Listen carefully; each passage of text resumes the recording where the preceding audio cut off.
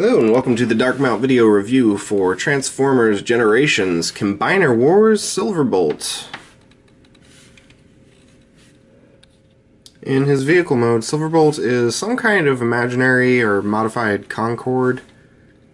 And he does have his gun attached down there, so you can pull that off. And it attaches under there using these two thingies. We can set that aside for now.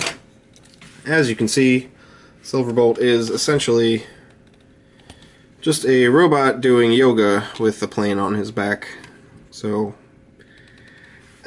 that's pretty much what all of the jet formers are. That's what a majority of jet transformers are. It's really unfortunate, but it is what it is. His nose can actually dip down, which is, from what I have read, is an actual feature of Concorde jets that allows the pilots to see what they're doing while they're landing, due to the fact that their cockpit, or whatever that's called, is so far back from the nose. So I don't know why they wasted parts count including that. I guess they figured they were putting a rubber nose on this anyway, so they might as well. I don't necessarily feel like the toy suffered specifically for that, so I guess I don't really care. He's decent looking enough. I mean, if you can get over the whole robot undercarriage thing. I mean, he's a good mold for a Hasbro toy. And I guess to jump right into the comparison, considering that this is the TFC version, and you'll have to pardon, this thing just does not stay together on mine at all, so yeah. But considering this is the TFC version, and granted it's larger, but it is also just robot yoga with a plane on it, it's not like you're really getting much less for the Hasbro version. I've got to be honest. When it comes to this figure specifically, you're pretty much getting the same basic transformation scheme. This one's a little more complicated and larger, but they're both doing the same thing. They're both robots wearing planes as backpacks. So I guess that's kind of a wash. And for some other size comparisons, here he is with two other random cars.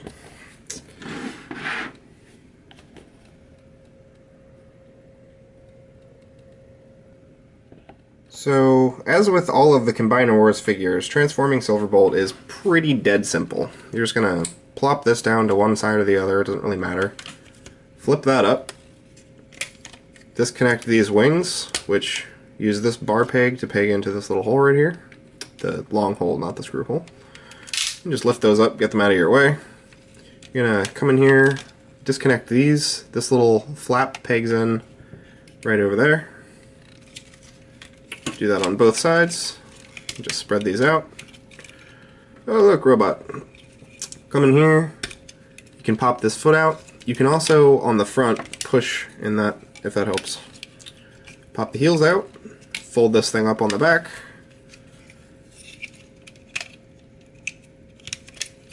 Straighten the knee up, turn the legs, and there you have the lower body.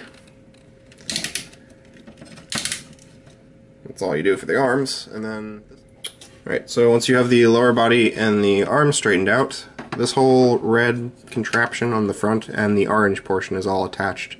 So you can just hold the shoulders, pop that whole thing out, flip his head out, close it back up, and there you have Silverbolt in his robot mode. And you can kind of do whatever you want with the wings. You can either have them straight out or angled back. They are technically supposed to fold all the way back, and I do tend to do that for Silverbolt. So he comes with this gun, which is obviously very large for him, but it can split into something that is also very awkwardly large for him, and then a tiny thing. So, yeah. What I've been doing basically is just putting this on his arm as like a little shield. And then sometimes I give this to him, and sometimes I just throw it back here on the back. It's kind of up to you, obviously. But it is kind of very long and just like basically a long barrel. So it's definitely a strange weapon. His robot mode is pretty decent, actually. I've got to be honest, I do like this mold. I'm Gonna go ahead and review the Cyclonus version of it later, which weirdly enough I actually ended up liking more than this, just because of some remolding that they did and all that, but we'll get into that later. It's a good mold. He definitely has a lot of a backpack, and especially depending on how you decide to position the wings, it is kind of does stick out a while, so I'm not gonna deny that. But it's a good figure. He doesn't have a whole lot of hollowness, which is nice. I don't know, I feel like Silverbolt's always been kind of bland. Maybe that's just me, but he's just kind of a white and red guy. I mean, there's not much to him as a character, as far as I'm concerned. But this is definitely a good toy. I do enjoy it. And just to bring in TFC's version again, you can get an idea of them side by side.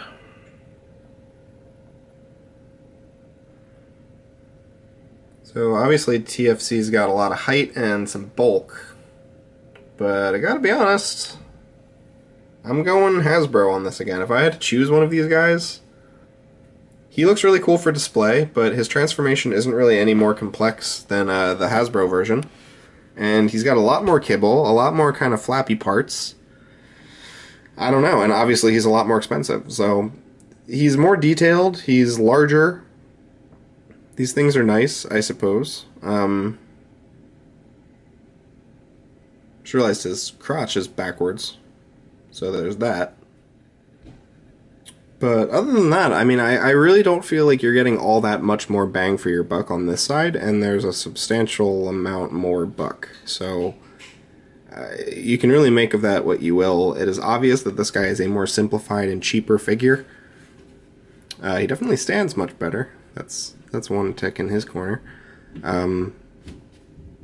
I don't know. I mean, it's really hard to compare third-party and non-official figures because they are going for such different things. I'm happy that I have both, but I think, honestly, even for collectors, Uranus is in that category where I really enjoy him, but a lot of people have a lot of problems with Uranus, and he is definitely more on the finicky, breaky side than other third-party combiners I have. He's probably, unfortunately, my least favorite of all of my third-party combiners, which is not something I enjoy saying, and I don't say that to demean him, but he's probably the only time I'm going to say that I might actually go with the Combiner Hasbro version over my third-party, because I'm going to be doing a lot of third-party comparisons as I go through all the Combiner Wars, so we will see, but I think this is probably going to be one of the only times that happens.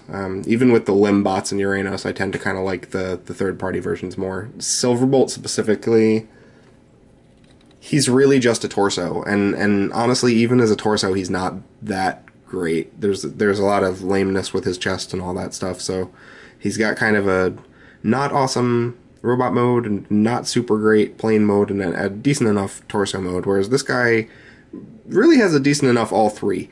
I do really enjoy his bot mode a lot. It's fun to play with, and that's really just kind of the name of the game for these Combiner Wars figures, in my opinion, that they're fun to play with. And as a collector, that might not be great for everyone if you're the type of person who just wants to put your toys on a shelf and never touch them, but as someone who likes to bring them down and mess around with them from time to time, and for people who are buying them for kids, who are obviously a large market of people buying Transformers, this is a really, really fun toy, and I do recommend it for that.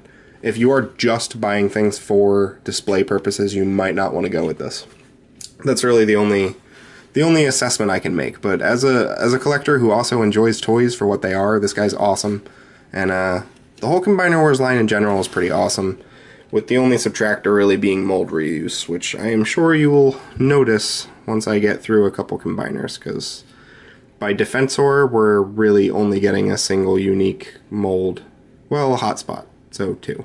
But we're only getting a single unique limb mold in that whole combiner, which is unfortunate, but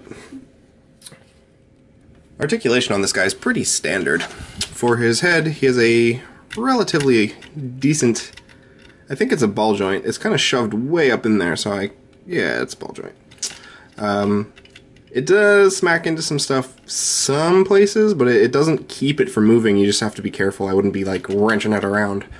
Can't go up that far. If you try to go forward too much, you end up popping his chest open, but he's definitely got a good range of motion. I wouldn't say great.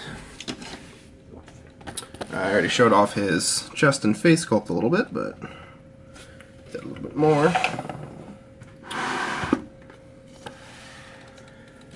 His elbows are on super duper ratchets because they are the hip joints for the combiner.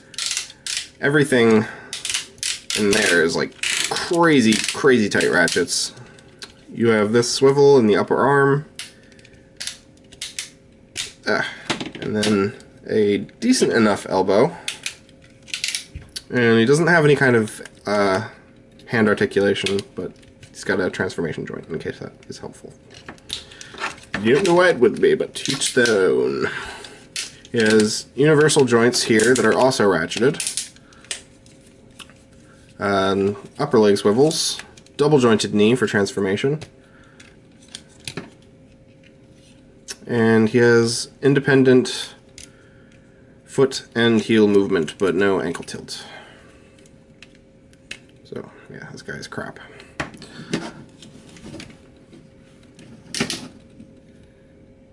And it does not have any kind of waist articulation or anything like that either. And then the wings obviously can emote as you see fit.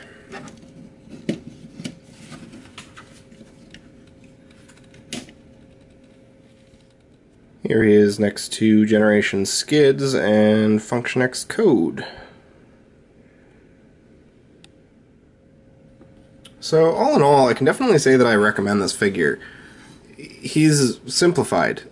That's really just the long and short of it. I mean, the Combiner Wars line is definitely going for a more simple transformation scheme, partly to necessitate combination and mold sharing and all of the things people are screaming about, but also partly just part of their new initiative to not have things be crazy complicated. And granted, I don't necessarily think these are that much more simplified than like the 2014 generations we were getting. Granted, like the Waspinator and the Beast Wars guys, really, Rhinox, Waspinator, and Rat Trap were all a little more complicated, but it's not like any of the generation figures we got in 2014 were super complex. So I don't think these are a huge departure from that. They're a little bit more simple, maybe, but again, I think that's more because they have to have 3 forms, so they can't have super intricate transformations from any one form to the other. So, I do like this figure a lot. They are coming out with a G2 version, so that's fun. Kind of wish I had known that. Since I have Uranos, I probably would have ended up getting the G2 versions of Menasor and Superion instead, but, you know, Hasbro. You guys know how to get my money. I feel like I'm almost being negative about this guy because I don't have all that much to say, but he's a pretty solid figure. He's a torso, so, I mean, he's always kind of a little bit on the boring side. I feel like torsos are kind of the big lugs who don't really get all that much development, but he's a good figure. I enjoy messing around with the whole Aerial Bots team. I do not hate Alpha Bravo, so I'm happy. These guys are cool. I can recommend him. Alrighty, thanks for watching. Please like and subscribe, and I will see you guys next time.